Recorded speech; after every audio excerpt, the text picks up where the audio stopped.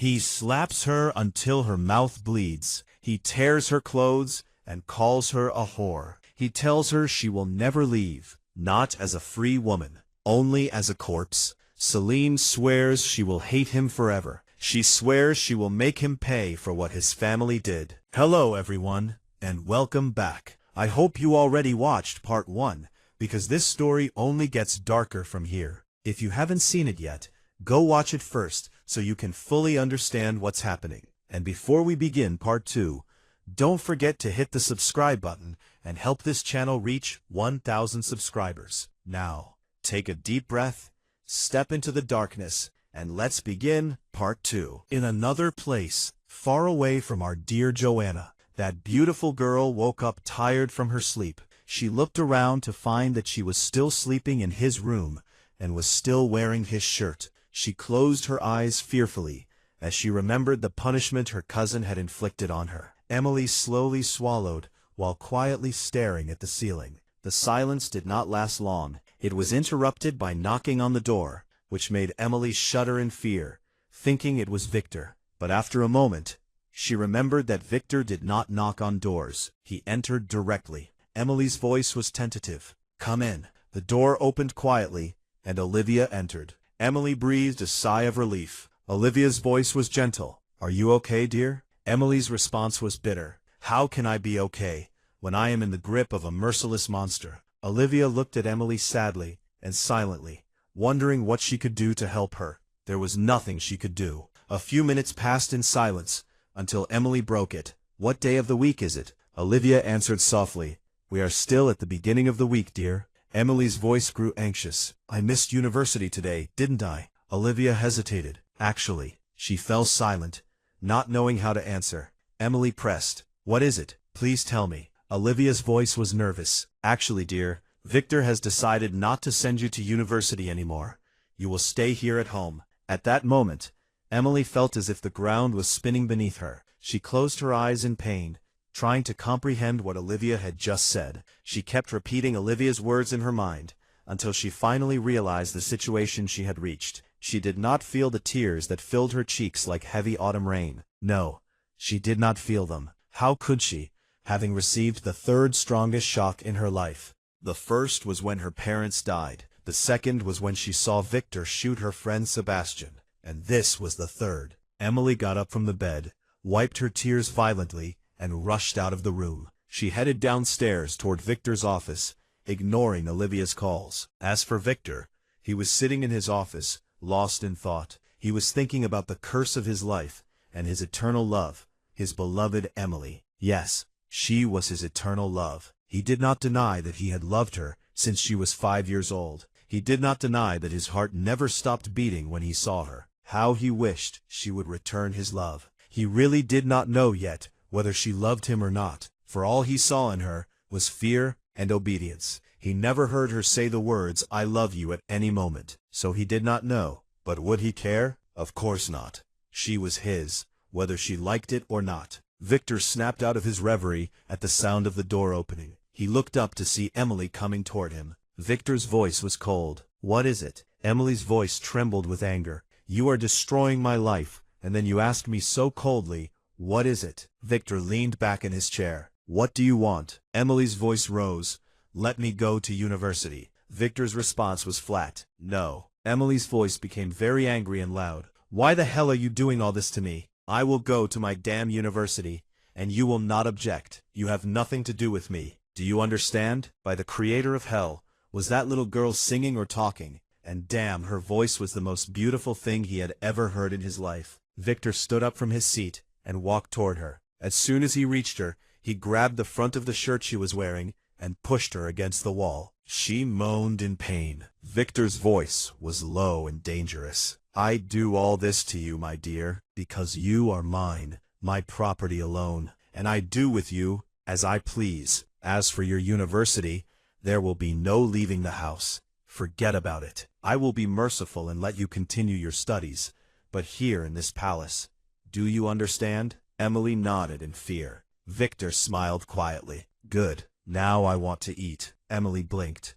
"What?" Victor wrapped his arm around Emily's waist and pulled her close. "As you heard, little one, Emily's voice trembled with fear. Okay, step back a little, and I will bring you the food. Victor laughed quietly and looked deeply into her eyes. I didn't mean food like that. I meant this. He bent down and kissed her lips hungrily, as if he had never kissed a woman before. Emily moaned in pain as he intensified the force of his kiss. She hit his chest, trying to escape, but damn, he was harder than rock. As for Victor, he swore while kissing her that he had never tasted anything sweeter or more delicious than her lips. He kissed her as if she would disappear from this life. He moved away after feeling her need for air. She hurried to catch her breath. Then he returned and gave her a shallow kiss, whispering against her cheek, "This is the best food I have ever tasted in my life, and prepare yourself well, my dear, because the day after tomorrow will be our wedding." He quietly moved away from her,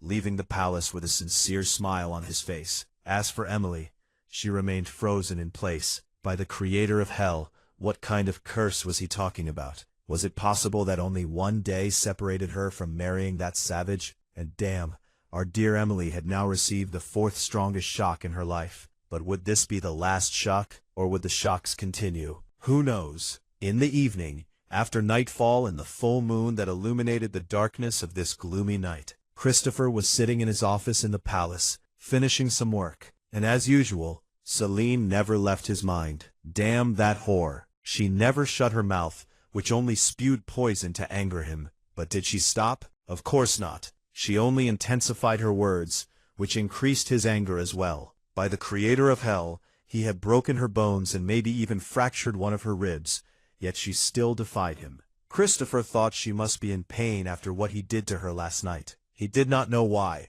but damn, he was worried about her like this. He had never cared about anyone before. Damn, that girl had started to drive him crazy. Christopher got up from his office, after growing tired of thinking about that whore. He left and headed toward his room. As for Celine, she was sitting on the floor with her head between her knees. Her silky hair was scattered everywhere, and her body was covered with bruises and marks from beating. The only thing covering her body was a bath towel. That damn Christopher had ordered the servants not to give her any clothes, just to amuse himself by humiliating her a little. There were no words capable of describing what she was feeling. Part of her still believed that all this was just a dream. She felt a great pain tearing her soul apart. Nothing kept her alive, except her desire for revenge against Christopher. What increased her pain and madness even more was that despite everything, her damn body responded to him and was strongly attracted to him. Christopher entered the room. She raised her head and looked at him, but he did not look at her. He took off his shirt and entered the bathroom, completely ignoring her presence. Celine bit her lips in anger. How dare he treat her like this, as if she were something meaningless. And damn, her body was killing her from the intensity of the pain, making Christopher angry and provoking him to beat her until she lost consciousness was all she had done last night. And maybe she would repeat it later if necessary. At least when she lost consciousness, she would not have to see or feel his face. Christopher came out of the bathroom shirtless, wearing black pants and holding a small towel with which he was drying his hair. As he lifted his gaze from the towel, his eyes met hers, filled with hatred and resentment. Christopher's tone was provocative. "What? Did my beautiful whore miss me?" Here, that damn Christopher succeeded in provoking Celine. She screamed at him angrily, "I hate you. Get out of here." Christopher smiled quietly as he continued drying his hair. "This is my room, little one." Celine's voice was sharp. "Well then, I will leave it." She moved toward the door with the intention of leaving. Christopher added coldly, "It's okay, you can leave. But before that, give me back the towel on your body. It belongs to me, as you know." Celine spun around. "You bastard, you ordered all the servants not to give me any clothes. Now I have nothing to wear. Do you want me to go out naked, damn it?" Christopher's smile was provocative. "I really don't mind seeing you without clothes. The sight is very beautiful, little one." Celine bit her lips in anger but thought calmly for a moment. If Christopher wanted to play, then she would play with him. Celine smiled defiantly. "Okay, I will return your damn towel. Since I have become a whore, as you said, I guess there is no harm in everyone seeing me naked." She watched Christopher's expression change from mockery to anger. His jaw clenched, his eyes reddened, and the veins in his neck tightened and bulged. It was clear that Christopher was about to lose his temper. Celine placed one hand on the door handle and the other on the edge of the towel, looking at him with full defiance. Christopher swore that he was about to break every bone in her enticing body. How dare she think of going out naked for everyone to see her? How could she want others to see what belonged to him alone? But if he let his anger out now, it would end with Celine inevitably dead. So he managed to contain his rage and spoke with deadly calm. "Come here, little one." Celine smiled defiantly and moved the door handle to open it. But without realizing it, without barely comprehending it, Christopher was standing right in front of her. Celine gasped as he pushed her toward the door, pinning her hands above her head. She stared at him in disbelief. He was actually jealous of her. But damn, jealousy only came from love, and this monster in front of her definitely did not know what love was. Yes, his jealousy was only the result of his sick obsession with possessing things, and heaven and earth be damned if she did not use this to take revenge on him. This is what Celine convinced herself of as she stared into the sea of his eyes. His face was an inch from hers, and her chest pressed against his bare, rock-hard chest. Her breaths were very slow, while his burned with anger. Celine's voice was firm. "Let me go." Christopher's tone was deceptively calm. "Why? So you can enjoy everyone staring at you while you're naked?" Celine met his gaze. "I'm a whore. Didn't you forget? I don't mind." Christopher stared at her with deadly eyes, then smiled a smile that terrified her. He whispered, "Yes, you really are, but you are my whore. And if you think I will allow anyone to see what is mine, you are mistaken, my dear." Celine's voice was stubborn. "I will leave this room no matter what you say." Christopher's calm was terrifying. "Well then, I will have to kill everyone in the palace." Celine stared at him, thinking for a moment that he was joking. But damn, he was serious in every sense of the word. She clenched her teeth in anger. "I hate you." Christopher nodded. "I know. Now be a good whore and please your master." Celine felt there was no escape. Her body trembled as she spoke. "Let me go now. My body hurts badly." Christopher laughed quietly and headed toward his bed, sitting on its edge. "Don't worry, my dear. I no longer desire you. I mean, don't you look at yourself in the mirror in the morning? You look like garbage." Celine bit her lips in anger, trying to stay calm. That bastard, how dare he? Wasn't he the one who did this to her? We really didn't know what made her angry. Was it because of what he said, or because of the idea that he saw her as ugly? Maybe.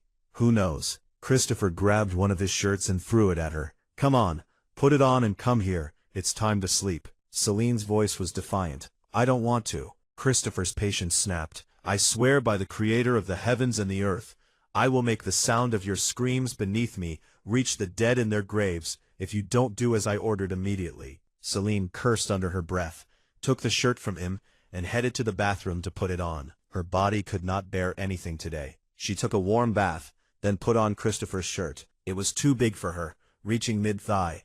She dried her hair and quickly left the bathroom. He lifted his head as soon as the door opened. When his eyes fell on her, he gasped. Damn, how beautiful she looked with her wet hair and slender body. Damn, what was happening to him? Why was he acting like this?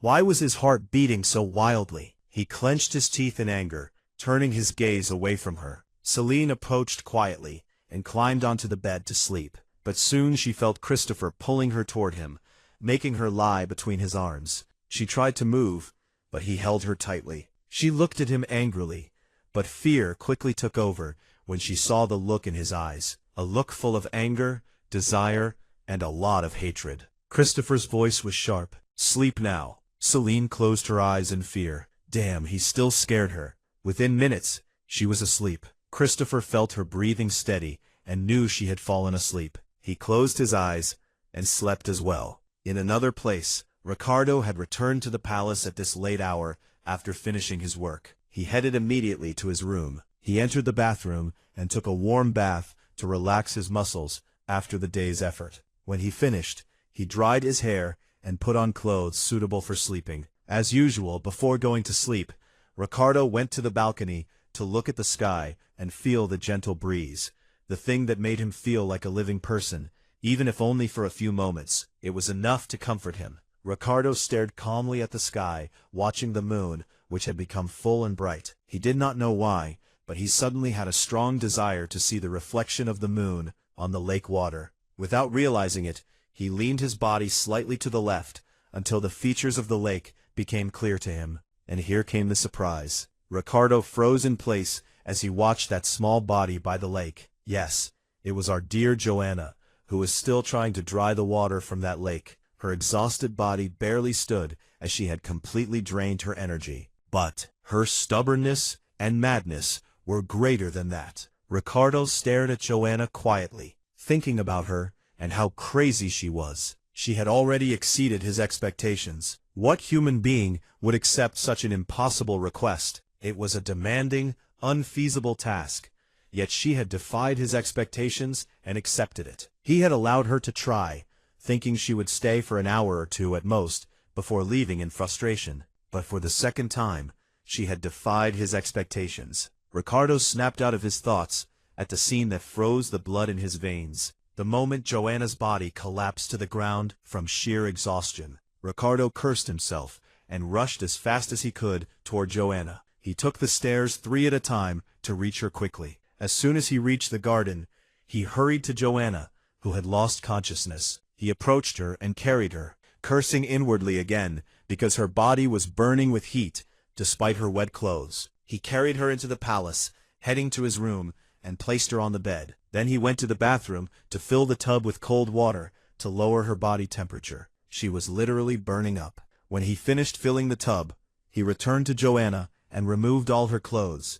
leaving her naked in his hands. Damn, how beautiful her body was. She had a beautiful, slender form that any man would desire. Ricardo closed his eyes for a few seconds, trying to control himself so he wouldn't lose his mind because of this little girl in his hands. Ricardo gently carried Joanna toward the bathroom and placed her in the cold water tub. He stood beside her, staring at her. He stayed in this position for about 15 minutes, then placed his hand on her head and found that her fever had gone down. Ricardo sighed quietly, then took Joanna out of the tub and dried her body with a towel. After that, he carried her and placed her on his bed. Ricardo took one of his shirts from his closet, approached the little girl, and dressed her in it. After finishing, he gently placed her head on the pillow and covered her well with the blanket. Then he also got under the blanket and pulled her close to his body. Ricardo knew that his life was nothing but destruction and pain, so he always tried to keep her away from it.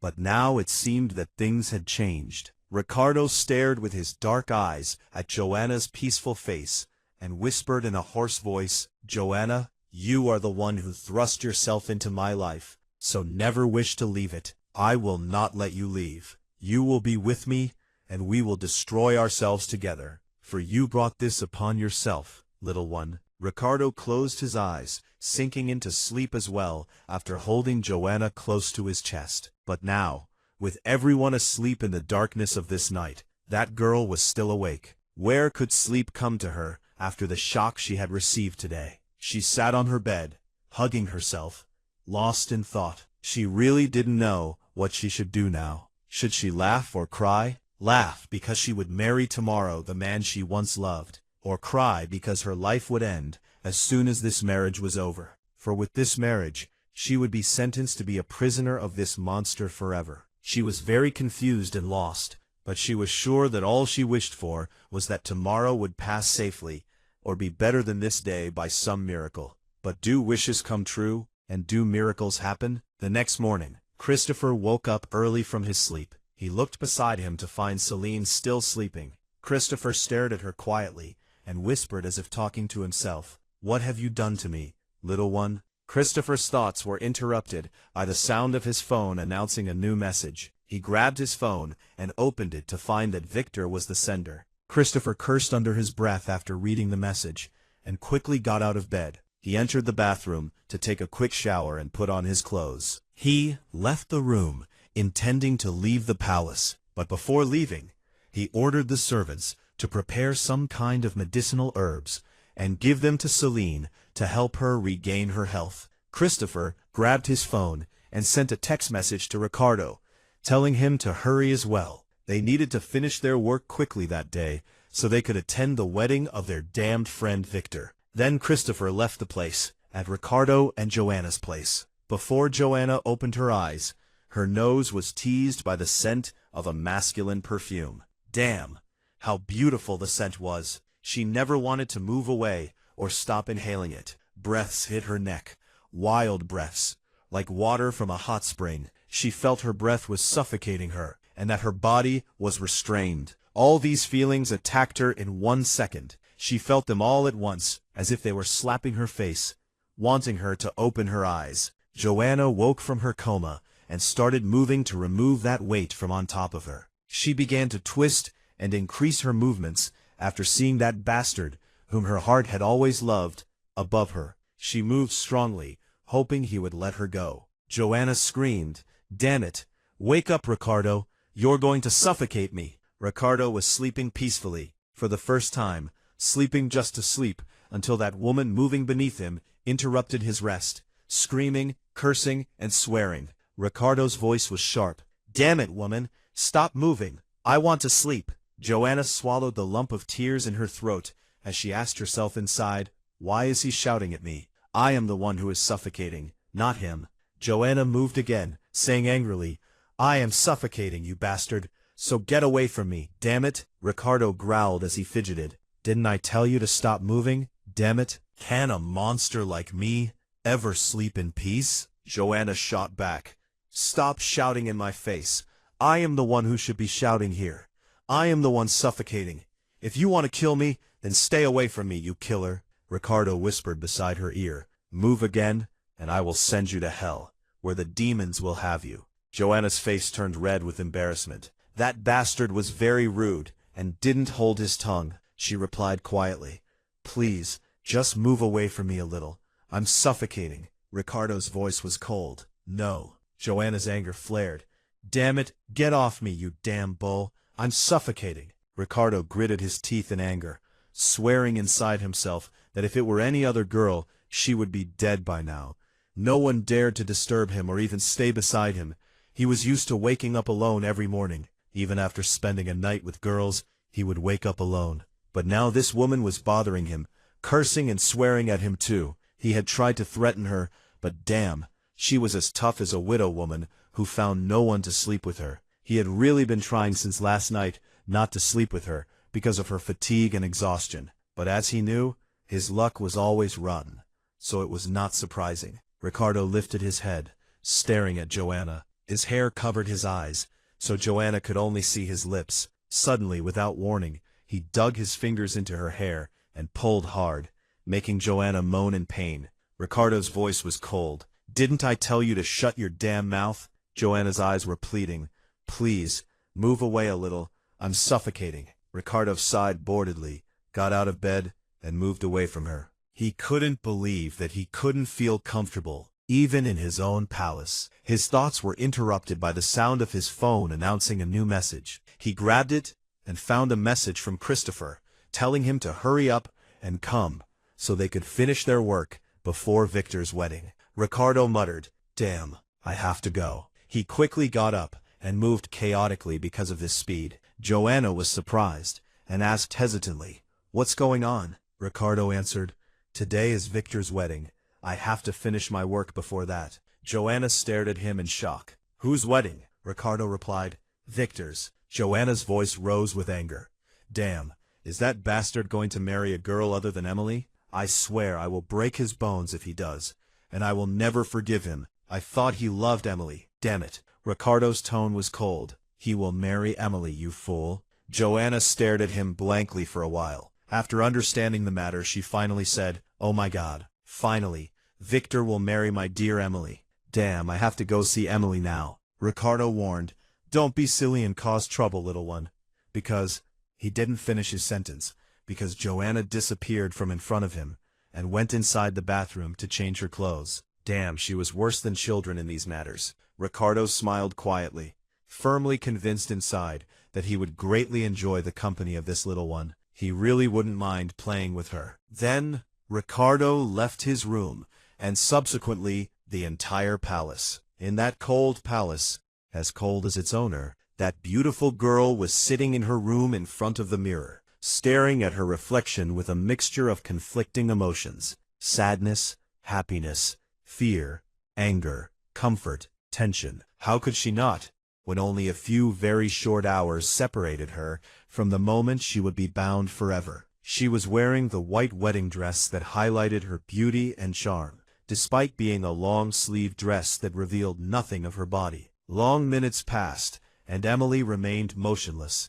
staring at her reflection in the mirror in a deadly silence. That silence was broken by Olivia entering. Olivia stood for a few seconds in place, staring at Emily's beauty with admiration. Olivia smiled warmly. "You are the most beautiful and sweetest bride I have ever seen in my life, my dear." Emily's voice was quiet. "Thank you." Olivia continued, "So, my dear, it is now time for us to go to the church to complete the wedding ceremony." Emily looked up. "Are we going alone?" Olivia nodded. "Yes, my dear. Victor has finished all the preparations at the church, and the priest and Christopher are waiting for us now." Emily's voice faltered. "What about the guests?" Olivia's expression turned sad. "Actually, my dear, there are no guests. Only Joanna, Christopher, Ricardo, and I will attend this wedding." Olivia added gently, "You know, my dear, Victor and his nature. He is jealous of you, even of the air you breathe, so he won't risk inviting anyone to attend the wedding." Tears gathered in Emily's eyes as she lowered her head sadly. Her tears fell to the floor. She was crying. Yes, she was crying for her situation. Every girl dreams that this day will be the most beautiful day of her life, to prove to everyone how much she loves her Prince Charming, and that she has now become his queen.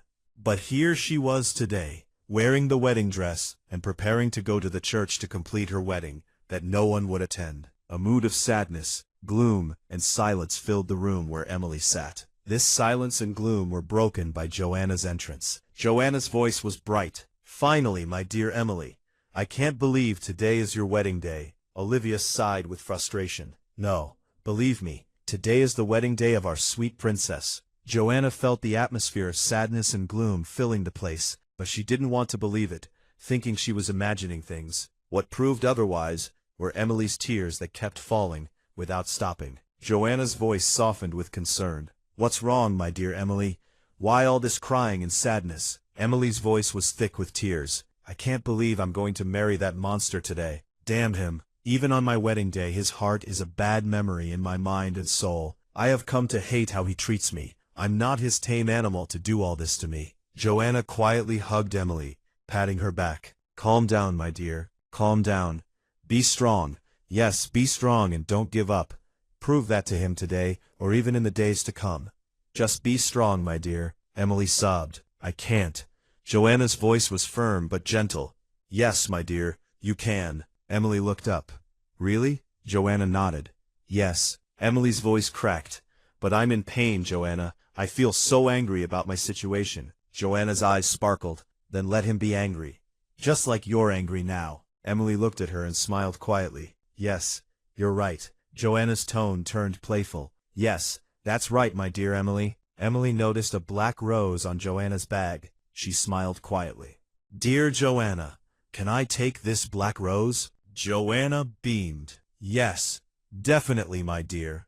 Go ahead." Emily took the black rose, wrapped it with several beautiful black ribbons, and pinned it on her chest, specifically near her heart. She held the other black ribbons and lifted them to wrap around her neck in a beautiful and creative way. That black addition made her look even more beautiful and striking. Joanna's eyes widened. "You look very beautiful, my dear." Emily smiled softly. "Thank you." Olivia tilted her head. "But why black, my dear? Wouldn't it look better if you chose another color?" Emily's voice was calm and steady. "Black is a special color, my dear. I didn't do this gesture in vain.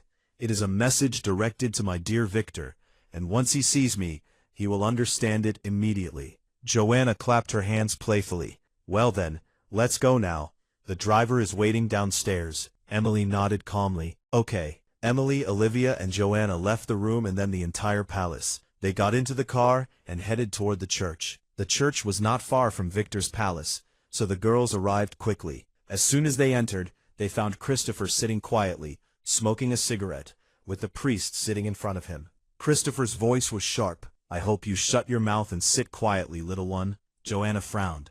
"But why?" Christopher's tone was cold. "Just shut your mouth, damn it. Just until Victor and Ricardo arrive so we can finish this damn wedding. Got it? It's not that hard. Joanna cursed under her breath, took a seat next to Olivia and Emily, and fell silent. It seemed Christopher was in a bad mood today. Yes, she was crazy, but not stupid. She knew when to speak and when to be silent, especially with the damn Christopher. So, without any warning, silence filled the place, waiting for this wedding to end. At Victor and Ricardo's place, both Victor and Ricardo had gotten out of the car. They had finally arrived at the church after finishing their last tasks. Ricardo glanced at his friend. "Are you sure about this marriage decision, my dear Victor?" Victor smiled and walked on without a care. "Yes, I'm sure. I will marry that woman no matter what it costs me." Ricardo cursed under his breath, fully certain that the little one would have no chance to breathe with him. But there was nothing he could do, because his friend loved her. In fact, he had become obsessed with her. As for Victor, he really did not know how he managed to walk to that wedding hall. It was only a few minutes that he walked, but those were cursed minutes separating him from the one thing he wanted more than life itself, making that little one his wife. Having Emily officially become his queen was all he wanted in this life. Just the thought that she would finally be his wife made those minutes separating them unbearable. But in the end, those minutes finally ended. He didn't know how, but they ended. Now he stood outside the door of the hall, behind which was the reason his damned heart beat uncontrollably. Behind that door was his life, all he had ever dreamed of, and everything he wanted from this damned world. And that truth made his smile almost split his face. Oh damn, how long he had waited for this day. How many years he had endured just to reach this damn day. That was all he was thinking about. The time of patience was finally over, and it was time to taste the fruits of that patience.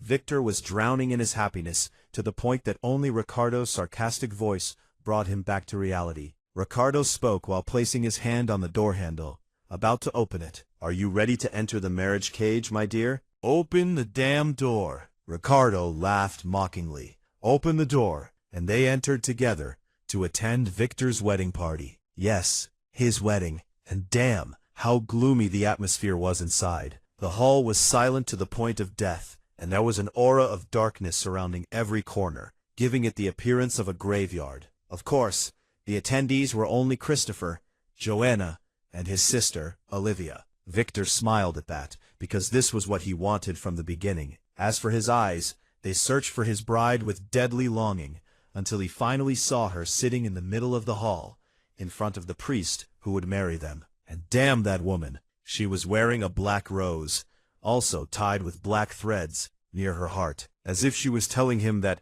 even if he married her, he would not be able to break through these bonds to reach her heart, and that it had turned black because of him. Yes, this was the message Emily wanted to convey to him, and damn how cursed he was that he received this message and understood it well. Victor stared quietly at his princess to find the expressions of absolute sadness etched on her beautiful face. This made him want to laugh. I mean, really, wasn't that nice? Look how happy she was about their marriage. This is what Victor whispered to himself with a sarcastic smile while staring at her. Their eyes accidentally met, and Emily quickly looked down, fleeing from his gaze. Her reaction made him actually laugh. Ricardo cursed under his breath, and then added, addressing Victor, "Stop bothering her. Victor, it's just a damn black rose. It won't make any difference, as long as she is your wife. Don't make a big deal out of it." This made Victor smile. He looked at her with dark features, as if he didn't really care about what she had chosen to wear.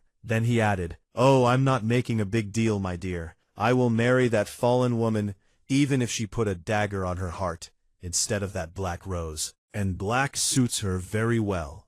Victor looked at Ricardo, who stood beside him, and said, "Wish me good luck, you bastard." He walked toward Emily to begin the wedding ceremony, leaving Ricardo behind without another word. Ricardo also moved, walking to finally stand beside Christopher to silently observe the situation. Not only him, but everyone was watching. They all watched Victor's calm and threatening expressions as the priest began the wedding rites. They also saw how Emily struggled to stay in place to finish the matter. They watched her repeat the priest's words, swearing to be a good wife to her husband, in good times and bad. They also saw Victor's eyes swallowed by darkness when he saw her crying after the priest declared them husband and wife, and how she turned her head to avoid him kissing her on the lips. Everyone watched all this, without intervening, until it was over, until they officially became husband and wife. Damn, that was officially the worst wedding in history, so thank God it ended quickly. The priest then left,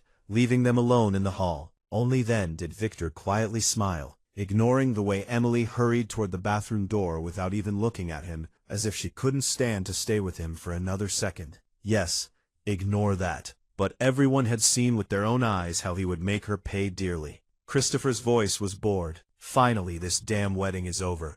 Let's go, Ricardo. We should leave now. Victor looked at him coldly, and Ricardo added quickly, Christopher meant that as a congratulations. You know that, right? Victor's smile was sarcastic. Yes, I know how much my dear Christopher is a bastard, so I thank him for his kind congratulations and his elegant presents. Christopher's tone was flat. No thanks necessary, my dear. Christopher and Ricardo left the place. As for Victor, he addressed Olivia and Joanna. The driver is waiting for you outside. He will take you home. Olivia looked at him. I'll stay a little with my wife here. Don't worry, we'll come back later. Olivia nodded. Okay, brother. Olivia and Joanna also left the place, leaving that devil alone with that princess. As for Emily, she was standing in front of the mirror in the bathroom. Her eyes kept shedding tears. She couldn't believe it. Damn, what the hell did I do? I can't believe this happened. Damn.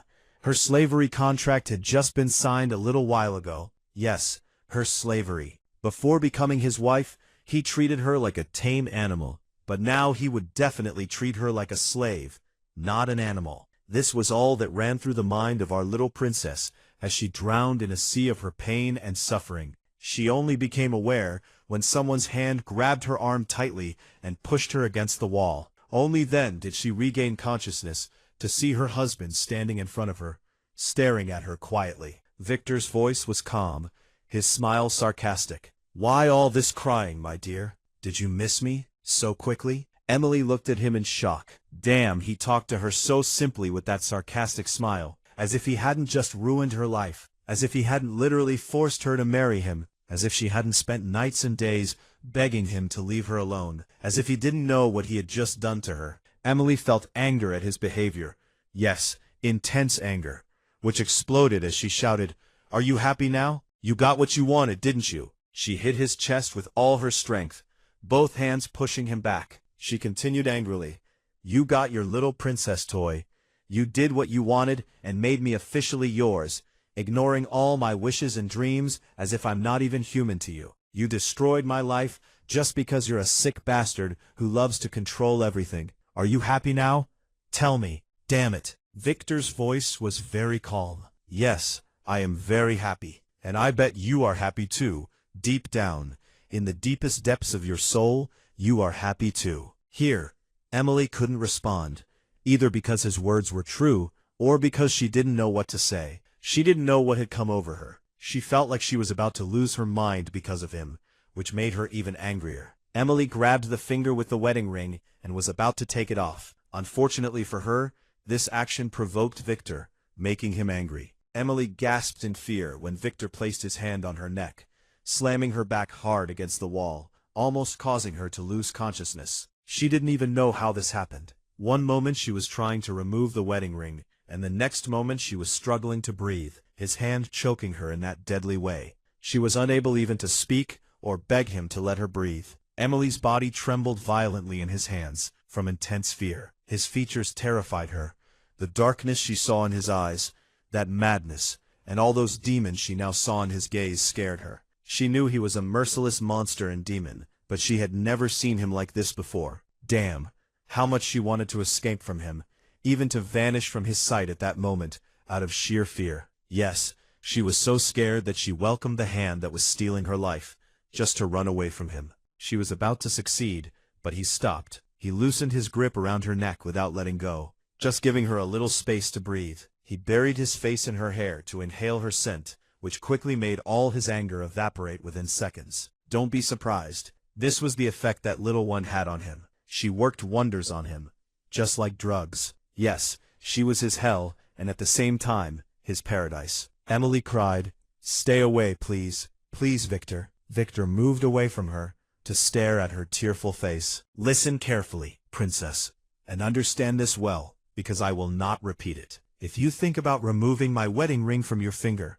I will tear off that beautiful finger of yours after you take off the ring, little one, and then I will throw it to the stray dogs to play with. That's first. Secondly, you are my wife now, which means you are my property, which means I can do whatever I want to you, whenever I want and however I want. Victor smiled calmly as Emily gasped in fear. He brought his face closer to hers until their breaths mingled, and continued in a tone full of threat. The things I will do to you, Emily, your little mind won't be able to comprehend them. I will make the sound of your screams reach the dead in their graves. I will make them hear you calling my name, asking for more. I will do everything to you.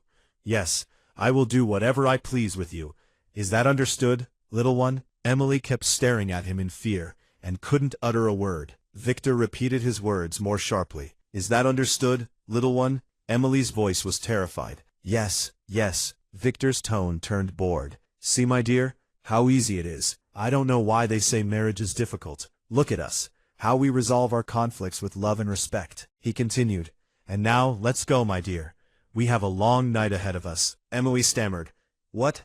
But, he didn't let her finish. He calmly picked her up in his arms and left the entire place with her. The next morning, that princess woke up from her sleep. She tried to move a little, but found her whole body screaming in pain, so she lay back down, staring blankly at the ceiling. The events of last night replayed before her like a video, from the moment of her wedding until the moment she lost her virginity at the hands of her so-called husband. And her bastard Victor, despite the wonders he did to her and her body, had never actually consummated the marriage with her. The bastard had saved that for their wedding night, and now he had finally done it. Emily turned her face slightly to the right, looking at her side where Victor was sleeping deeply beside her, on the bed. She kept staring at him, like a madwoman. How could someone who did all this to her sleep like that, without any feeling of guilt? Emily's thoughts were interrupted by the sound of Victor's phone ringing, growing louder and louder. It woke Victor up. Victor moved quietly, raised his torso slightly, grabbed his phone, and answered the call. It was Ricardo. Victor's voice was groggy. What is it, you bastard? Ricardo's voice was impatient. Damn you, you bastard. Come quickly.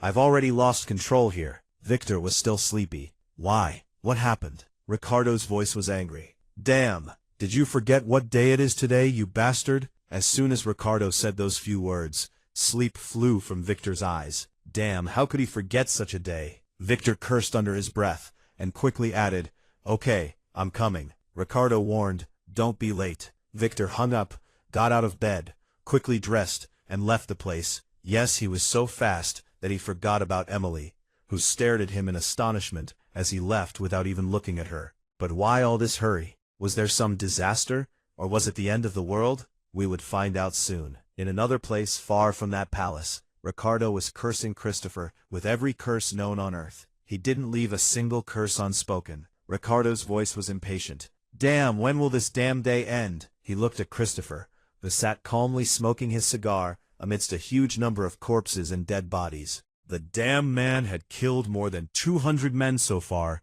and they did not know if there were more. Ricardo's voice was angry. Damn you, Christopher. I spent the whole morning gathering the bodies you keep killing. This is exhausting, man. Christopher's voice was cold. You're the crazy bastard Ricardo, who is capable of doing anything. So handle these people now. It's not difficult, right? Ricardo sighed in despair. Okay, but this is the last group I'll handle. Christopher nodded calmly. Ricardo cursed inside himself, because he knew that despite Christopher's calm now, he was not well. Yes, he was not well at all. Every year on this day, Christopher was at his worst. Not just his worst state, but he was burning in every sense of the word. Today marks the anniversary of the death of the two dearest people to his heart. Seconds passed, followed by minutes. Then Victor's arrival. Victor stared quietly at the place and then addressed Ricardo. Is he okay? Ricardo shook his head. No, he's not okay, and he won't be okay until this damn day is over. Victor nodded. Yes, I know, but he seems very calm right now. Ricardo's tone was sarcastic. Really? You tell me he's calm then? No blame on you, my dear. You didn't see how he was like a raging beast since morning.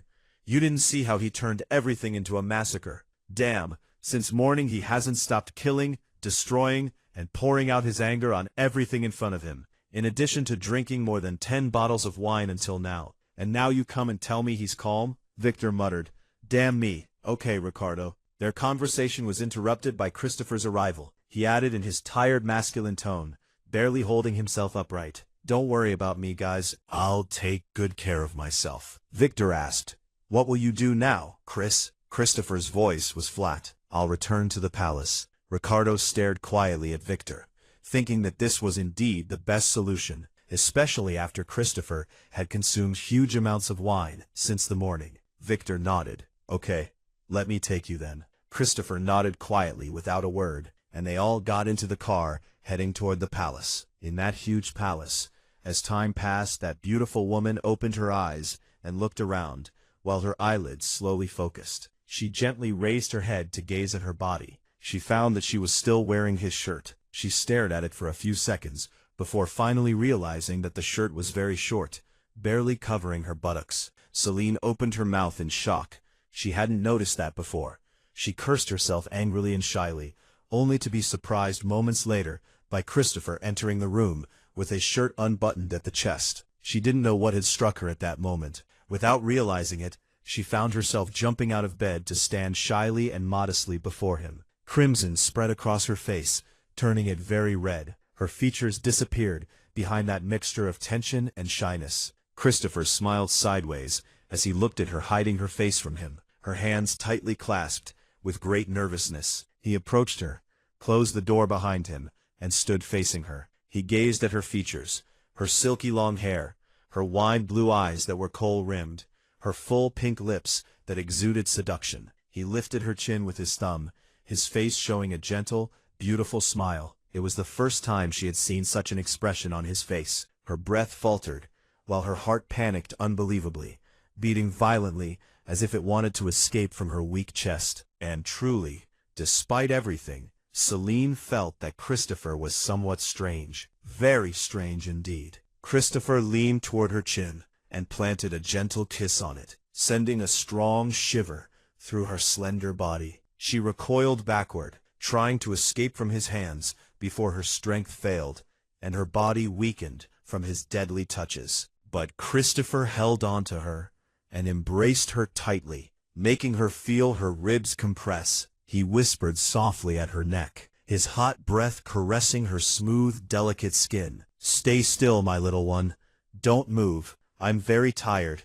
My body hurts and my mind feels empty. Celine swallowed nervously. He was not well, just as she had suspected before. She stood frozen in place, not knowing why, but she stood there thinking about Christopher with confusion. She felt he needed her and was much weaker than usual. Her feeling was right, because Christopher was indeed strange in his behavior and features. Christopher continued holding on to her, but suddenly pushed her away with great force, making her collide with the wall. Her ribs shook. Celine was silent, because he had been very harsh when he pushed her like that. Christopher held his head in his hands, struggling with headache and dizziness. The room spun around him while he tried to control his nerves, which were slipping away little by little. He bent his back and swayed as he walked toward the window. Celine was stunned and afraid of his reaction. He sat on the floor before reaching the window. He buried his head between his arms and let out a clear groan. Celine forced herself to approach him quietly. Are you okay? Christopher opened his eyes at her voice. They were like embers in color, wide in a frightening way. His veins stood out. She stepped back, cursing her luck for asking, because he was angry and in pain. Christopher whispered through clenched teeth, Get out of my way, little one. I can't control my body because of that damn alcohol. Damn. Did he say alcohol? It seemed Christopher had drunk a very large amount. If anyone else drank that much, they would either be dead or unconscious. But he was still holding on until now, and even trying hard to control himself. But would this last long? As for Celine, after hearing his words, she wanted to get out of this place. If he lost his mind, he would crush her bones under his weight and might kill her, ending her life before she could even carry out her revenge. So she quickly retreated backward while he clutched his head, trying to restrain the beast inside him that struggled to break free and spill blood. But damn, that alcohol was stirring up everything inside him. He turned towards Celine, who had trapped herself in a corner of the room after trying the door and finding it locked and impossible to open. Celine trembled with fear at that look and the harshness in his features. Her breathing quickened as she pressed herself further into the corner. Christopher approached her with coldness and indifference. Only darkness was drawn on his features. Dark circles surrounded the contours of his face and chin, like a corpse taken from the grave, with no sign of life in him. How could he not feel that way, when he now felt as if he was burning in hell? Celine had promised herself that she would not cry in front of him, but nevertheless she cried out of fear. She tried to beg him to stay away, but it was like calling into the void. He stood facing her and reached out carelessly, grabbing her hair with great force. His other hand moved to slap her once, twice, 3 times, as she struggled to escape. She tried again and again, but had no strength against his power. Those slaps numbed her face and made it turn very blue. Celine pleaded, "Stay away from me, please. You're not in your right mind." He didn't listen. He never would. She was like a leaf abandoned by its tree in autumn. Her short shirt hung loosely, her hair scattered wildly. Her features were covered only by fear and pain. Christopher had left marks on every spot of her face, around her eyes, on her cheeks, while her lips were torn and bleeding. Celine sat on her knees while he took off his black shirt. She felt the heat of his body little by little. He rose from his place and slowly headed toward the bathroom, breathing irregularly. He turned on the tap and put his head under the ice-cold water to get rid of the effects of the alcohol and the fever that had struck his body. He continued washing his head while listening to Celine, who cursed her luck for being thrown to him. He felt anger at her behavior and complaints, as if he expected her to embrace him after he had made her suffer and treated her with all this cruelty and violent beating. Here, Christopher lost his mind. He completely lost consciousness. The effect of the alcohol finally took over him,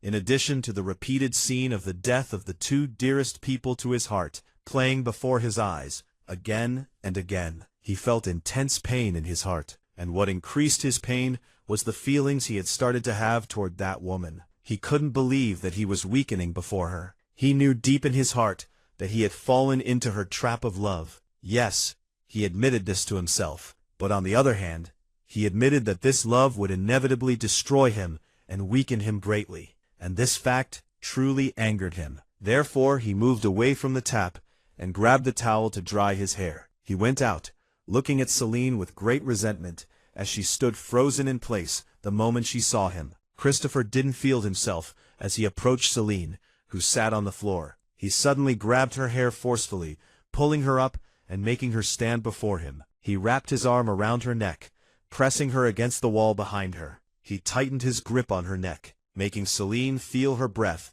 gradually being taken away. Damn, did that bastard decide to kill her and finally get rid of her? This is what Celine thought as she struggled in his hands to get air. She didn't want to die now, not before taking her revenge at least. So with the last bit of hope she had, in a weak, pleading voice, she spoke. "Please stop, please. I don't want to die now, please." Christopher loosened his grip on her neck, allowing her to catch her breath.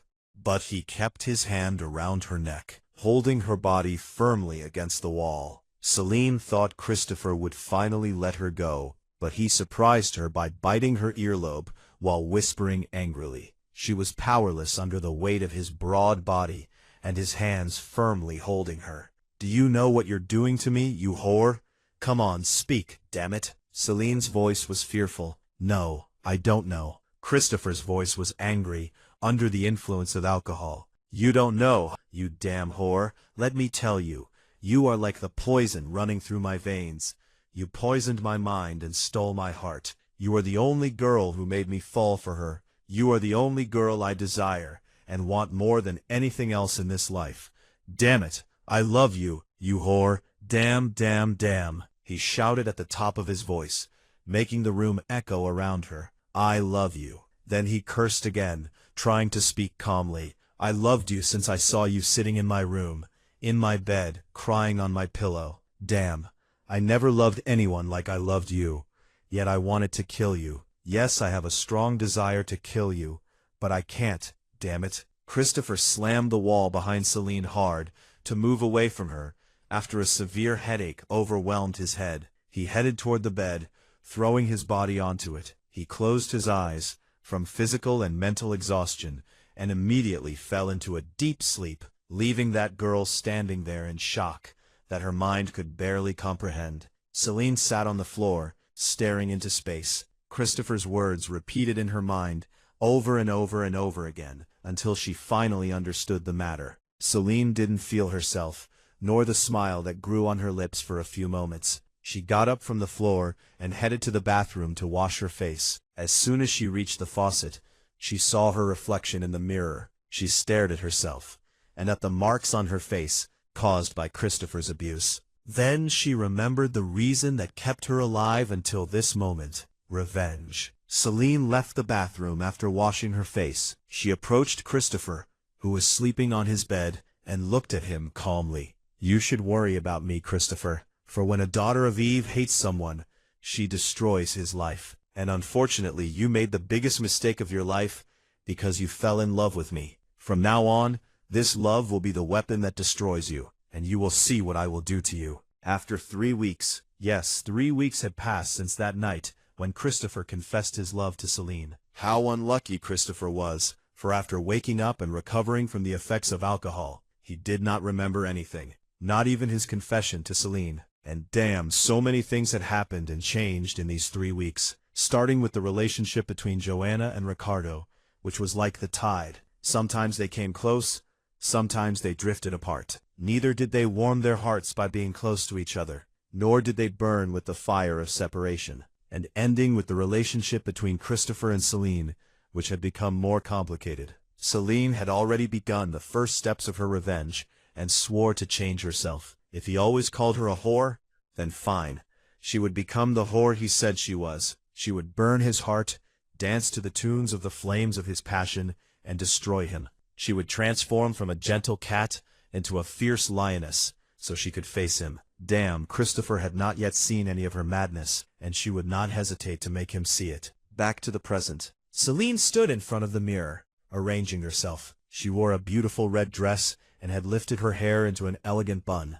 Damn, how stunning she was. She left the room and then the entire palace, heading toward the largest club in Spain. Upon arriving, Celine entered quietly. She cast a quick glance around and found Christopher sitting at a table, sipping a glass of wine. She smiled quietly and went straight to the dance floor. She found a handsome man dancing nearby. She approached him and offered to share the dance. He immediately agreed and began dancing with her. Celine danced intimately with that man. Then, she noticed Christopher standing in front of her, having spotted her presence. She stared at the devil before her with a cunning smile. She had come to this club knowing he would be there, and she had deliberately danced intimately with a stranger just to attract his attention, as he had been avoiding her lately. Damn, the look that appeared on his face when he saw her dancing with that man was terrifying and deadly. She didn't process anything after that, except him violently pushing the man away, beating him mercilessly, then pulling out his gun and shooting him in the head. Celine smiled as she watched him lose his mind, little by little. Screaming filled the place, but she didn't care. Christopher lifted his head and looked at her. Damn, hell was burning in his eyes. He rose from the man and headed toward her, anger radiating so fiercely it was frightening to death. But she kept her cunning smile fixed on her face, even as his expression burned with anger and hatred. Then she felt him grab her hair and drag her into a private room. He threw her against the wall with such force that her back nearly shattered. In an instant, he was in front of her, his hands around her neck, almost choking her. Celine knew she was playing a very dangerous game. Christopher was the most dangerous man she could ever meet in her life. Death was easier for him than breathing, but her hatred for him and her desire for revenge were greater than her fear. So she moved her body closer to his,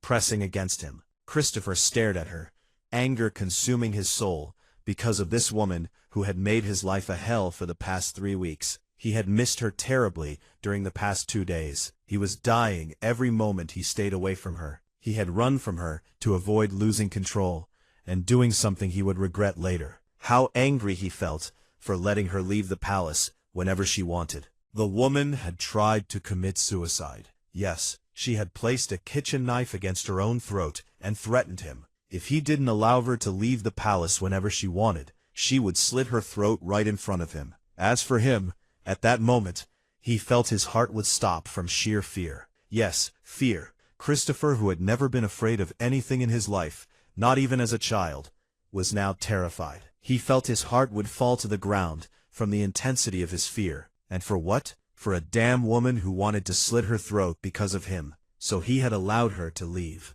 Christopher pressed harder on Celine's neck. Her smile only widened. Damn.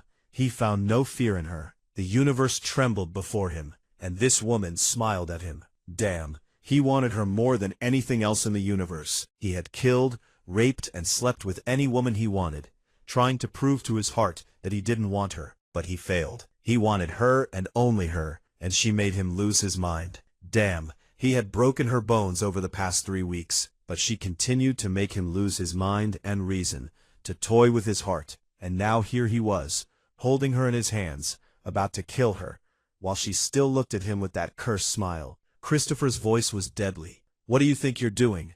Are you playing with me? Celine's smile widened even more. What?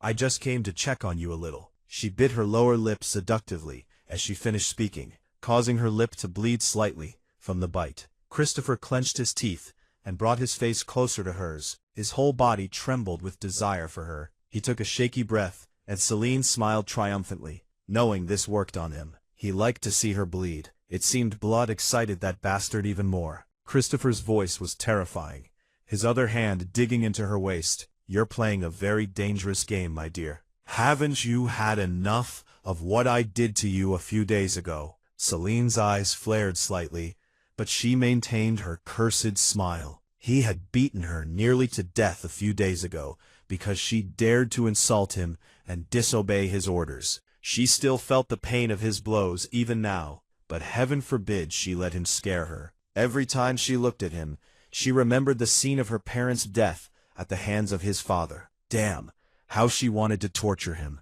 Yes, it wasn't his death she wanted. She wanted him to suffer, to feel unbearable pain, namely, the pain of love. She knew he was a dangerous man.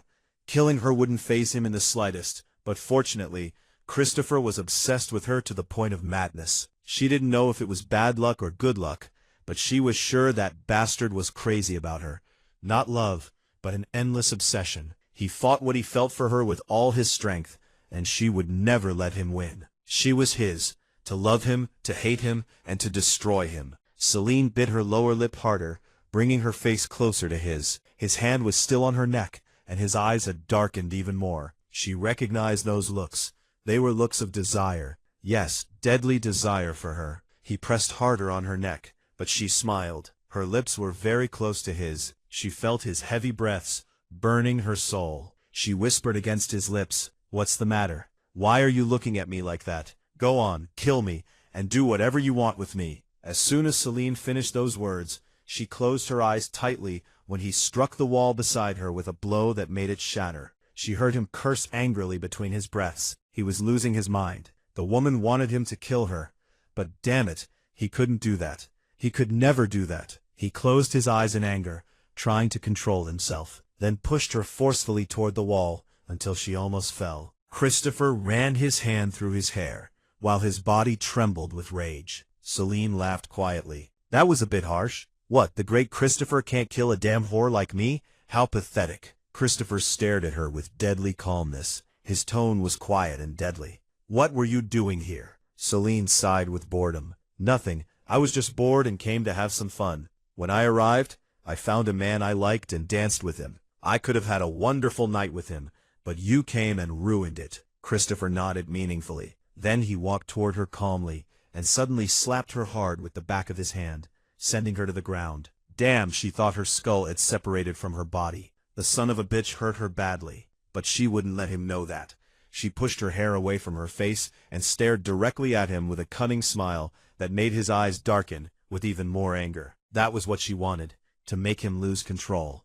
And she had succeeded. She loved making him angry, and from the darkness that covered his eyes, she knew she had achieved her goal. Christopher's voice was calm. Get up. Celine sighed indifferently and stood to face him again. Without warning, she received another slap, but this time, he grabbed her hair tightly, preventing her from falling. She clenched her teeth, enduring the pain, and laughed quietly, her face only inches from his. Celine's voice was mocking. "You've really started to lose your touch. I've never felt a hit this light before." Christopher smiled slyly and slapped her hard across the mouth, until blood flowed. Celine groaned slightly in pain, then raised her head and placed her hand on his neck. Celine smiled through the blood. "You like this, don't you? You like hitting women, you weakling. You like making me bleed, don't you?" Christopher's voice was a low growl. "Watch your mouth, you whore, or I swear I will rip your damn tongue out of its place. What do you think you're doing, coming here dressed like a whore, making men drool over you? You like that, right? You like men losing their minds over you, you stupid whore. I've seen millions of sluts like you, but I have never felt disgusted by one as much as I feel disgusted by you." Her heart ached from his words. His eyes blazed with anger, hatred, and desire. He was the person she feared most in the world. Just his voice terrified her, but she would not show it. After swearing revenge, Celine's voice was steady. "Oh, this disgusting whore is capable of making the toughest men crawl on their knees to please her. And now you want to deny your desire to sleep with me? I know you want to humiliate me, so you're holding yourself back. But how long will you resist, my dear?" Christopher's voice was deadly. "What do you want, you whore?" Celine kept looking at him with that calm smile. Although his words made her tremble inside, it was useless.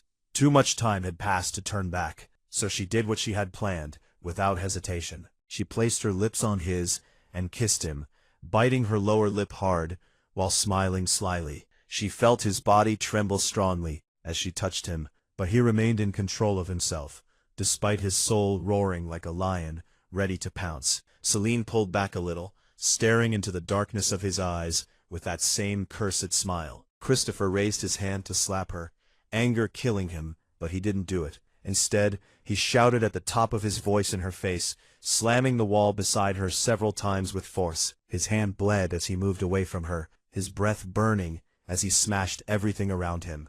Glass, tables, everything. His anger was truly insane. Celine continued watching him calmly until he stopped. He put his hand on his face and sat at the bar in that room. Celine sighed quietly. "I've become very boring, my dear. Maybe I should look for a new game." Christopher raised his gaze to her, looking at her with a deadly stare. Celine knew what was about to happen next would be dangerous, but she kept her expression steady. They kept staring at each other quietly, and his gaze began to make every fiber in her tremble with fear. No matter how hard she tried, she couldn't figure out what he was thinking. Christopher's voice was deadly.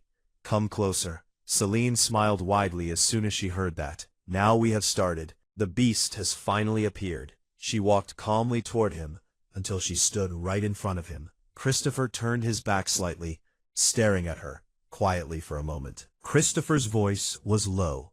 "Do you want me to sleep with you? Is that why you came here?" Celine smiled. "No, you want that." Christopher smiled quietly as he stared at Celine. She had changed a lot in his view. Yes, she had become stronger and bolder.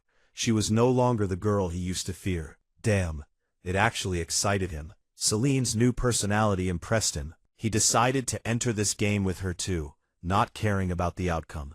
Whether they destroyed each other, they would be destroyed together. If they lived, they would live together. If they died, they would die together. And if they wanted to play, they would play together. Now the game had truly begun. Christopher's voice was quiet. "Kneel." Celine swallowed but held his gaze. "No man has been born yet who will make me kneel." Christopher smiled until his teeth showed. The son of a bitch. She hated his smile. It could melt any woman's heart in the world. He was definitely the most handsome man Celine had ever seen. Christopher chuckled. "You really are a funny whore, little one." Celine kept staring at him, and then his smile suddenly disappeared. She felt him pull her forcefully by the arm and seat her at his feet. She gasped, raising her eyes to him, and found him looking at her with a deadly smile. Christopher stared at the cursed woman kneeling before him. Absolute hatred radiated from her eyes. Despite that, Christopher knew this cursed woman had become an addiction for him. Christopher smiled. "See? You're not special. Everyone kneels before me. Do you feel your worthlessness now?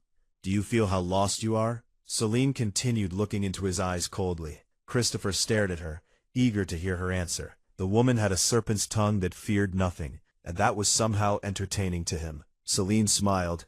No, I don't feel it. Do you feel worthless because you can't kill me despite your great desire to do so? Do you hate me because you weaken in front of me, Christopher? Christopher kept his smile, despite the anger burning his soul. Yes, a serpent's tongue. No one could anger him like she did. Christopher's voice was cold. Do you think you're special just because I'm keeping you alive? You're just a puppet in my hands. Just wait. Once I get bored, you'll return to the filth you came from.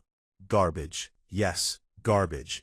Because whores like you belong in the trash, little one. Celine stared at his cursed smile, knowing his game. He wanted her to get angry, just like she did to him, and well, he had succeeded. Celine smiled, stood up, and without any hesitation, quickly broke one of the liquor bottles and cut his neck. She smiled even more, wanting to hurt him again. But he stood up, holding her hand, a wide smile covering his face. The son of a bitch laughed. Yes, he was laughing while holding her tightly. She tried to escape but couldn't. Their bodies were so close that she felt the hardness of his muscles breaking her bones. She raised her head, looking into his eyes, which had darkened with desire. His appearance was terrifying. Blood covered his clothes, and his neck bled, but the bastard was smiling, staring at her as if she were a piece of candy. Celine pretended innocence. Oh, look at yourself. She threw the bottle from her hand, and gently held his cheek. You're bleeding. My hands are safe from that. Christopher's smile widened as he placed his nose against hers. You're a crazy whore. Do you know that? Celine met his gaze. And you're the biggest sick bastard I've ever seen in my life. Christopher smiled. I think we deserve each other. We have something in common. Celine raised an eyebrow. Really? And what is that? We both hate each other to death. Celine's smile widened as he held her, wrapping her legs around his waist. She welcomed Christopher as he kissed her fiercely. Damn, it was crazy. It was a kiss full of passion, desire, and hatred. They kissed wildly. She felt him devour every inch of her mouth, and even lick the wound on her lip. He was savage, like someone who wanted to kill her. The sounds of his growls and her nails digging into his neck made her smile as she moved her head in every direction to match him, but to no avail. He walked with her toward the bed, through the room's wreckage, and threw her down forcefully. She gasped, looking at him with heavy breaths. Celine weakly bit her lower lip. Christopher smiled quietly, taking off his shirt while staring at every part of her body. Damn, Christopher had a body that would make any woman crawl on her knees. Masculine muscles fitting for a killer like him, and terrifying tattoos extending from his arms to his chest. And damn, how much Celine hated herself for feeling so aroused and strongly attracted to him. Celine's voice was breathless. You're still holding yourself back from me to humiliate me, aren't you? Christopher smiled. I've changed my mind now. He buried his head in her neck, marking his ownership on her, whispering near her ear, You are mine. You belong to me alone. Celine smiled slyly. It was time to play. She knew he intended to sleep with her now, but she wouldn't allow it. So before he could do anything, she pushed him away, sat on his stomach, and grabbed his hands, raising them above his head while staring into the darkness of his eyes. Christopher's smile was amused. What are you doing? Celine's voice was firm. I will be the one in control. Christopher didn't push her away, but let her play a little. She sighed, sitting and staring at his body. Christopher smiled, watching her as she carefully ran her fingers over his tattoos, touching every part of his chest. She felt his breathing grow heavier with every touch, but his expression remained steady. Her eyes stayed locked with his the entire time, and the wound on his neck still bled. Celine's voice was soft. Does it hurt? He didn't answer. He only kept looking at her with that deadly smile. Celine noticed a dagger in the pocket of his pants. She pulled it out with a sigh while staring at him. Christopher's smile widened as he continued to look at her calmly. That dagger was the same one Christopher had intended to end her life with that day, but he couldn't do it. Celine's voice was curious. You always carry this dagger with you. You love it. Can I take it? Christopher's voice was low. It's for you. Celine smiled. Oh, that's sweet. Thank you. She stared at the dagger for a moment, then added, Let's test its sharpness a little. She slowly ran the dagger over his chest, but the bastard was enjoying it very much, while she burned to stab him. That was what Christopher wanted, but it was not yet time. It was still too early for death. Celine smiled when the tip of the knife reached near his heart. She stared into his eyes, then coldly scratched his chest. Christopher's smile widened, while his eyes enjoyed the moment. Celine's voice was intense. "I want to hurt you. I want to kill you." Christopher's voice was calm. "Then do it." Celine smiled and plunged the dagger deeper, feeling his breaths grow heavier with desire. Damn, she wanted to hurt him, but it seemed he was enjoying it. Christopher's voice was amused. "Is that all you have?" Celine met his gaze. "Well, where else do you want me to hurt you?" Christopher's smile was dark. "Surprise me." Celine stared into his devilish eyes. The bastard really needed a psychiatrist. She felt nauseous from the smell of blood, and sighed, throwing the dagger away. "I'm bored. I hate this game." His smile widened. "I have many more games, my dear. Damn, how much I would love to show them to you." He wiped the blood from his chest with his hand, then reached out and wiped it on her face, covering her with blood. Celine didn't even blink. She just smiled. That made his eyes darken with even more desire. He reached out to pull her toward him, but she stood up quickly. Celine's voice was light. "Evening has come. I should return to the palace now, shouldn't I, dear Christopher?" Christopher laughed loudly, throwing his head back. He had completely forgotten that he allowed her to leave whenever she wanted. But she must return to the palace before nightfall. Even if she struggled and lost her life, she would come to the palace first, then die at her leisure. Christopher stood and put on his shirt, staring at Celine. "Okay, let's go." Christopher left the club with Celine beside him, heading toward the palace. Celine fell asleep in the car halfway there, leaving that bastard to think, because of his madness, about the reason that made his heart burn. Yes, it was her, and damn, how much he wanted to kill her. Yes, he wanted that, with every fiber of his being. But every time, he found himself unable to do it. He found himself insanely obsessed with every part of her. He knew she was the curse that had fallen on his life, and he also knew that what awaited him would be hell itself. In that huge palace, the princess sat in her room, hugging her small feet to her chest, lost in thought. She was thinking about Victor, who had stolen both her heart and mind. She felt great turmoil in her feelings, because during the past 3 weeks, she had lived moments she had never experienced before in her life. These moments were the most beautiful moments of her life, and the reason was Victor. He treated her like a princess and pampered her, taking care of her psychologically and physically. He had tried to change himself for her alone. He did everything to make her happy and shower her with the love any girl could desire, but he could not get rid of his control and extreme dominance over her. He controlled everything, her clothes, her food, even her bathing. He was the one who bathed her like a small child, fearing for her even from the water, and in return, he only asked her to obey him and not make him angry. For when he was angry, he saw nothing in front of him and would hurt her. That was all he wanted, just not to push him to anger. As for Emily, during the past 3 weeks, she felt like she was truly in bliss, to the point that she thought she was dreaming. But it was the beautiful reality she never expected to happen. However, what bothered her and spoiled her happiness was Victor's crazy control and dominance over her. She felt like she was just a puppet, moved by Victor as he wished, with no freedom to do anything. She felt wronged by what he did to her. So she was lost between darkness and light, black and white, love and hate, fear and safety. She loved him, but hated his control. She felt safe with him, but feared his punishment and anger. She loved his attention to her smallest details and his great love for her, but hated his coldness and harshness. She was truly lost in a whirlwind called Victor's passion. Emily felt she was suffocating from intense thinking. What increased her suffocation was Olivia's travel last night to Italy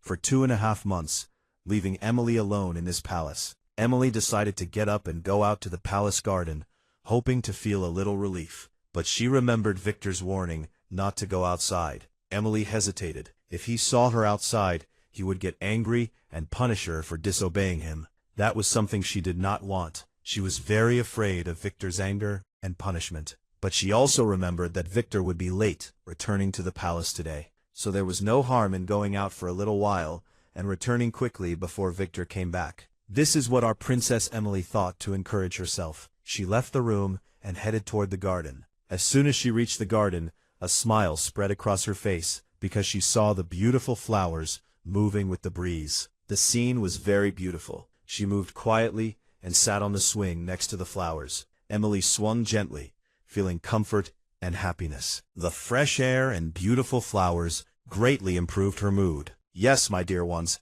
this is our Princess Emily, affected by the simplest things and finding joy in the simplest matters. Emily kept swinging happily and didn't feel the passage of time. Then she heard the sound of Victor's car. Emily heard it, but thought she was imagining it. Victor wouldn't return now, so she closed her eyes to calm herself and convince her mind of that. As soon as she succeeded, Emily smiled with overwhelming happiness. She opened her eyes and looked ahead. Her smile quickly disappeared when she found Victor standing in front of her. Emily quickly got up from the swing, her heart pounding violently. Victor approached her, staring with a cold, terrifying look that made the little girl tremble and shake. Victor reached her and stood directly in front of her. His voice was calm, but frightening. "Why are you here?" Emily quickly lowered her head and spoke fearfully. "I'm sorry, Victor.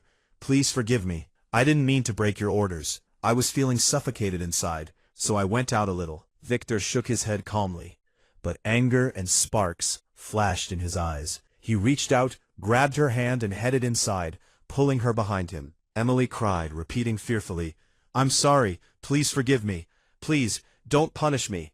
I won't do it again." Victor tightened his grip on her wrist, pulling her harder toward the stairs. Emily's crying grew louder as she shook her head like a little child wanting to escape her father's punishment. Emily cried and pleaded, "Please don't punish me, Victor." Victor brought her to the room and pushed her inside forcefully, causing her to stumble and fall to the ground. Emily sat on the floor, looking at him pleadingly. Her tears carved paths down her cheeks as she saw his anger and his dark eyes. Victor's voice was angry. "Take off your clothes. Now." Emily looked at him fearfully. "No, please. Don't hit me. Please, Victor." Victor closed his eyes with great anger and shouted at her with a voice that made her bones tremble. Now, her heart trembled before her body. Her shaking hands moved down to her stomach. She quickly and nervously lifted her t-shirt, then lowered her hand toward the zipper of her skirt and opened it, crying and fearful. Her gaze dropped to the ground as she hugged her hands to her chest, now wearing only her underwear. Victor looked at her, his eyes almost sparking with anger. He bit his lip hard, trying to control his nerves so he wouldn't hurt her. He breathed with anger that almost choked him. How could she do that? How could she break his word and go out to the garden? He had ordered her not to protect her. He had recently learned that one of his enemies was lurking and watching his palace, so he forbade her from going to the garden out of fear for her life. True, he didn't tell her the reason, just forbade her. But damn, she was foolish, only wanting to break his orders, without caring about anything else, not caring about him or his heart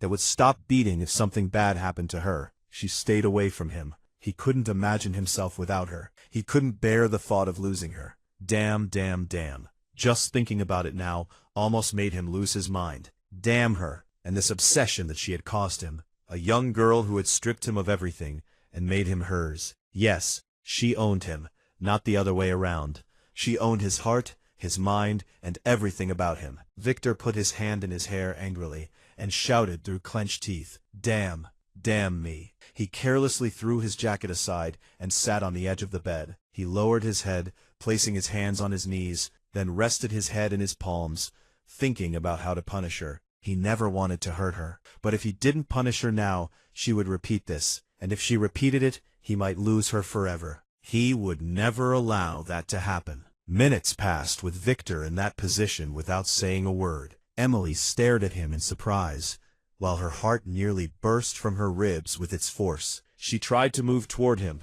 but hesitated out of fear. Victor raised his head and looked at her. She shuddered in fright and gasped silently, staring at him fearfully. Victor stood and stepped toward Emily, who retreated backward. Victor's voice was sharp. "Stay where you are." Emily froze in place as soon as he said those words. Victor stood in front of her. "I ordered you before not to go out to the garden, didn't I?" Emily's voice was fearful and nervous. Yes. Victor's tone was cold. And what did you do? Emily stammered, barely holding herself together so she wouldn't collapse from fear. I went out to the garden. Victor's voice was flat. That means you disobeyed my orders. And whoever disobeys orders must be punished. Emily cried. Please, Victor. Please don't do it. Victor ignored her words. He grabbed her hand and pulled her along behind him. Emily walked with him, still in her underwear. Victor had intended to punish her by hitting her, but his heart softened. He changed his mind at the last moment. He took her down to the lower part of the palace until they reached the door of the inner basement. He opened the basement door, pushed her inside, and entered after her. Victor's voice was cold. Your punishment is to stay here in this basement and think about the mistake you made. Emily cried. No, please, Victor, don't leave me here. You know how much I'm afraid of the dark. Please, Victor. Please. He turned and left the place, locking the door behind him with the key. Emily sat on the ground, hugging her legs to her chest, crying bitterly. Terror had taken over her heart, along with the cold that seeped into her bones. She sat almost naked on the cold basement floor. At Victor's place, Victor went up to his room and sat exhausted on his bed, putting his head in his hands. His heart ached for punishing his little one, but what hurt him more was the thought of losing her. He thought about retracting her punishment, but the idea that she might go out to the garden again, and the possibility of losing her, made him lose his mind. He insisted on punishing her, so it wouldn't happen again. An hour and a half passed. Victor remained in the same position, sitting and thinking about his little one. Then he stood up, having made his decision to end her punishment now. An hour and a half was enough for her. Although he had previously decided to keep her there until the next morning, his heart did not allow him to do so. Victor headed toward the closet in his room. He opened it and took out plane tickets to the Maldives, staring at them intently. Victor smiled quietly. He had finally decided to take his little Emily with him there, to let her live the most beautiful moments of her life. Yes, he would spoil her and make her soar with happiness. She had been feeling suffocated in this palace, and had just told him that, with her words, so he would fulfill her wish and make her happy. Her happiness and smile made him happy too. The surprise here was that he also decided to apologize to her for punishing her and ask for her forgiveness, even though he believed he was never wrong in what he did. But it was okay. He would trample on his pride and ignore the voice in his mind telling him not to do it. He would apologize for hurting her. Yes, he would apologize. And after apologizing, he would take her on a very, very beautiful trip. He would work hard to make it an unforgettable journey. Victor put the tickets in the drawer and quickly left the room, heading toward Emily. As soon as he reached the door, he opened it to find Emily lying on the ground, coughing severely, her body trembling intensely. Victor hurried inside. He immediately approached Emily and lifted her into his arms. Emily was choking and very tired, suffering from her claustrophobia. Please, Victor, get me out of here, Victor said anxiously. Don't worry, little one. I'll get you out of here now. But Emily did not hear what Victor said. She had already lost consciousness. Victor quickly rushed out of the cellar, carrying her upstairs. He entered the room and gently laid her on the bed. Then he stepped out for a few seconds, before returning in haste, accompanied by the palace doctor. The doctor walked in and began examining Emily. After a moment, she took a syringe from her medical bag and gave Emily an injection. Victor looked at her with concern. How is she now? The doctor's voice was reassuring. She's fine, sir. She was simply under severe stress, likely caused by intense fear of something. I've given her an injection. She'll need about another hour before she wakes up. Everything should be fine. Victor nodded. All right, you may leave now. The doctor inclined her head. As you wish, sir. She left immediately, leaving the troubled man staring at the small figure before him, with pain and regret. Victor let out a weary sigh before leaving the room, allowing Emily to rest alone. He headed toward his office, burying himself in work, in an attempt to distract his mind from thoughts of his little one, because if he continued thinking about her, he knew it would surely destroy him. Part 2 ends here. I hope you enjoyed this chapter of the story. Tell me in the comments, which scene was your favorite? And if you're ready for what comes next, stay tuned for part 3. Don't forget to like, subscribe, and join us for the next chapter.